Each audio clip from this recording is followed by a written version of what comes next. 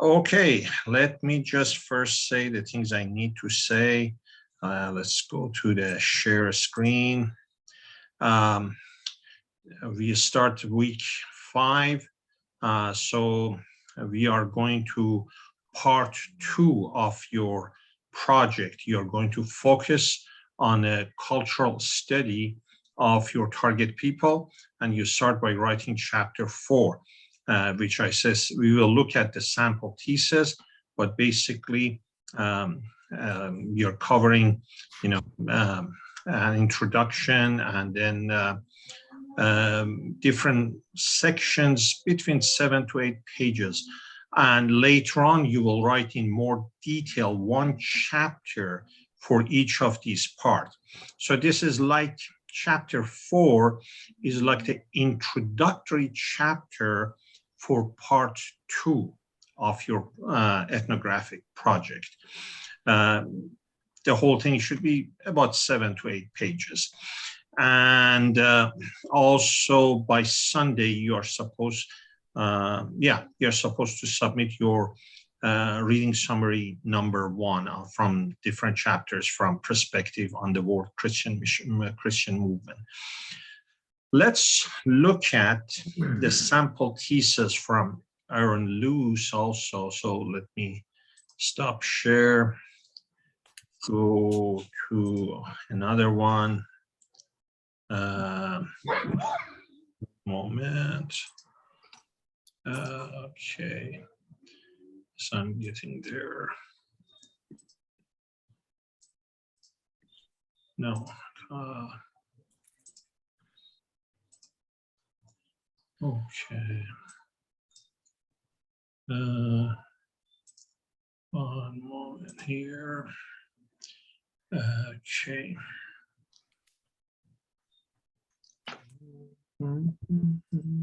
Okay. Let me just give me a moment till I get there.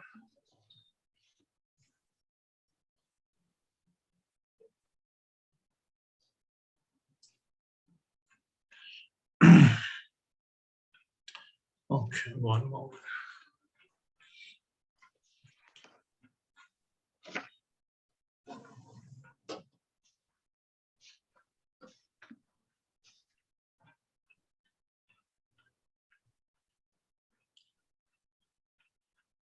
Here. Okay. All right. So let me now go to the share screen again. Okay, here is Aaron's chapter 4. As you can see, again, he has an introductory part for the chapter, and then he goes through, geographical background, linguistic background, economic, religious, and then he has a conclusion for the chapter between 7 to 8 pages. And think of chapter 4 as an introductory chapter for part 2 of your project. Anything else? And please, remember I mentioned about how to quote when you have sources from online. Please go to that file, the Trubian file from Jennifer. He has a sample. I put that on the dashboard. You can take a look at it. Some of you had problem. I shared that with Brian Barga, and I put his response for you. I hope your problems were resolved. Any questions? Okay, yeah, I've got a couple questions. One, on that chapter 4, that's the only one that you give a page number for, 7 to 8 pages. Is that because you do want us to keep it limited to that? Yeah. Because I don't want you to, when we go to, when you write on, for example, religious background, you are going to write a whole chapter on the religious background or on economic background. I don't want to make this to become kind of repeat again, of what you're going to say. It just a page or a half a page of writing on these different parts, about 7 to 8 pages, which includes the introduction and conclusion. Mm-hmm. Okay. I have a question that's unrelated to chapter 4, so I'll wait to see if anybody else has anything on that. Okay. Feel free to say it because, okay, Dan or anybody, whatever question you have. I had one of my proofreaders asked about the formatting for one of my headings. So I don't know how to describe it, but I guess it's heading 3 in the seminary research paper template that is left, justified, and italicized. And he was wondering if that is correct Turabian wise. And I assume that it's fine because it's from the seminary template, but I didn't know if you had any. Those templates are made by Jennifer, and I abide by her. She's an expert from Turabian. Almost all of us at the school, we just follow her. I know through years as different version of Turabian 8, 7, 8, 9 comes up, sometimes there are changes, but as long as the school hasn't changed the template, I just go by with the school. Okay. And it matches the sample theses you gave us. So yeah. So I go with the school, even though the new versions of Turabian might have made some changes. And then I'll just ask my final questions then and be done. Okay. But on one of the sample theses was a dedication page. Is that something we should do, or is that optional? Or it's optional. It's up to you. And then for the acknowledgements page, can we send that to you to look over as well, or is that's totally up to us how we want to do it? As long as you follow the Turabian, okay, and as long as these, like acknowledgement, abstract, they should be on separate pages. As long as you just follow that, you don't need to send it to me. Okay. All right. That's all I got. Okay.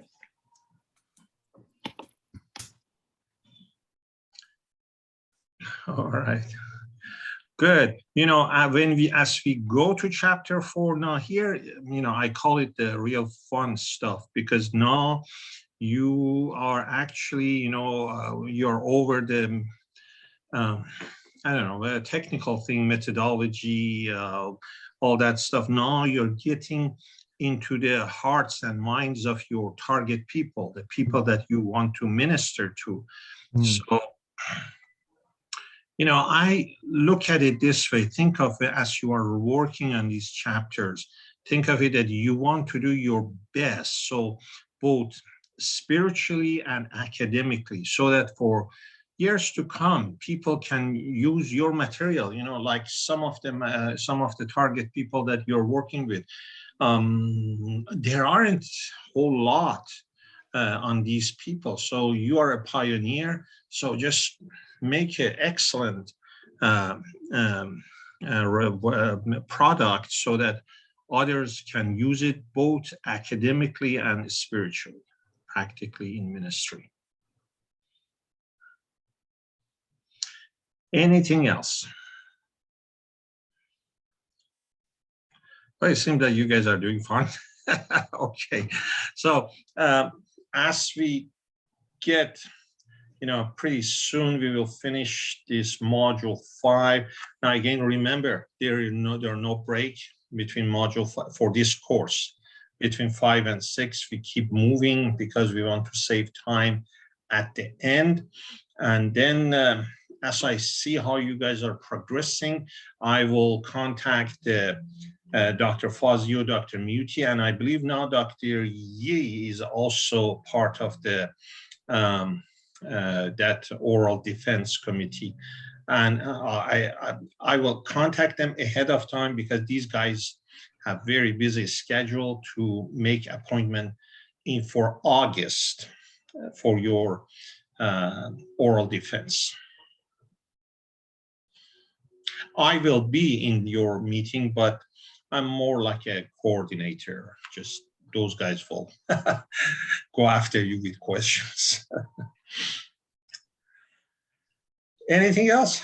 You guys are doing fine? Okay. All right. Yes, Dan. So this chapter 4 is actually an introduction to part 2. Yes, its function is like that, but it's kind of a not too long, but quite a longer than regular introduction. It's supposed to be between 7 to 8 pages because for each of these sections, you are going to write 1 page or a half, like geographic background. You're going to write like, look, he wrote about 1 page. So you're writing these things. I don't know where this noise coming from. You are writing these, like he wrote 1 page on geographic background, but then he has a whole chapter on geographic background.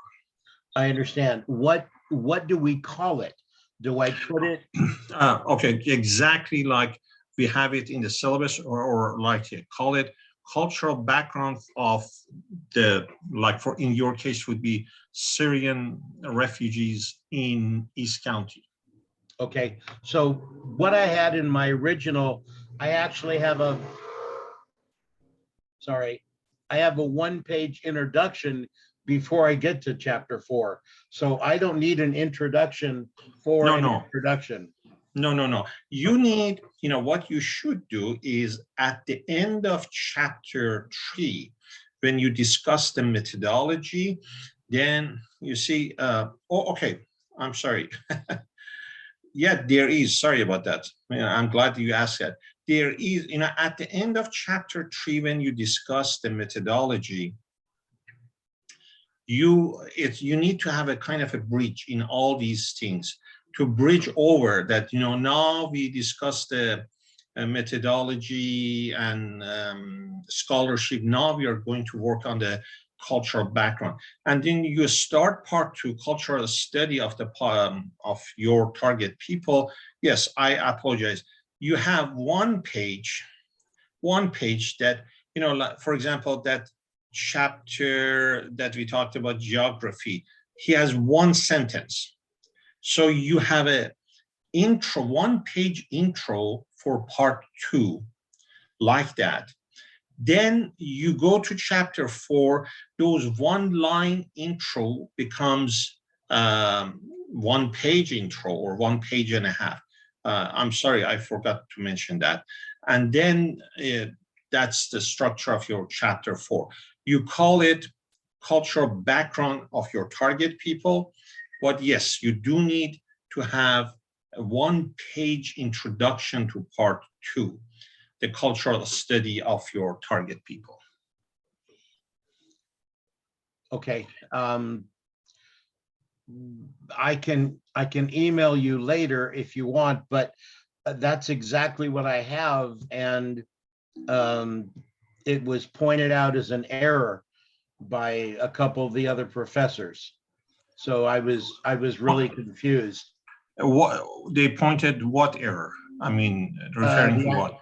The wording of like chapter 4 in italics, and I listed each chapter exactly like Aaron had done, and they called me on it. So I was really confused. I wasn't certain what I was supposed to correct. No. As long as you're following this example, don't worry about it. You send it to me. I will defend you. I will defend you. If the issue comes out at the oral defense, if of course, before going there, I need to take a look at it. But if you have something like this, and when we get there, I will defend you, and I will mention that that's, we have this as a as the way that's supposed to be. Okay, so this intro is actually, if I've got this right, it's actually chapters 4 through 11.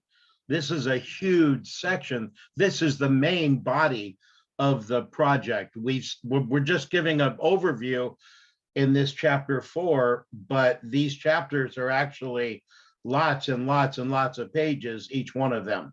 Yes, yes. Okay. So you have 1 page intro to the whole part 2.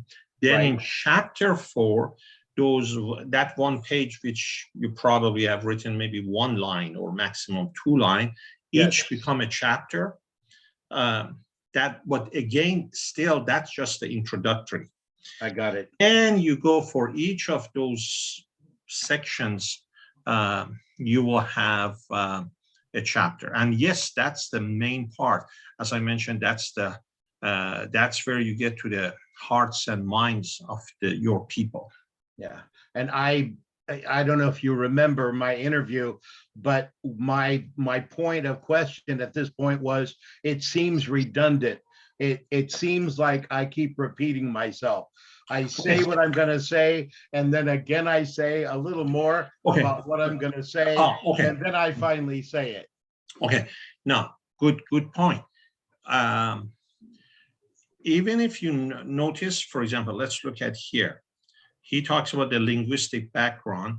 If we go to the first very introduction, you see he talks about chapter 8 discusses some features of the language and dialects, the literacy and educational level and perspective of their heart language. Okay, he talks that very briefly. Then here, but you see, he doesn't repeat the same thing. That's the key. You don't want to repeat the same word over and over. You are focusing on the same topic. Here, for example, in this case, the linguistic study. So you summarize that first in 1 or 2 lines. Then here, you expand it, as he has done, to page and a half. But if you notice, he hasn't repeated anything.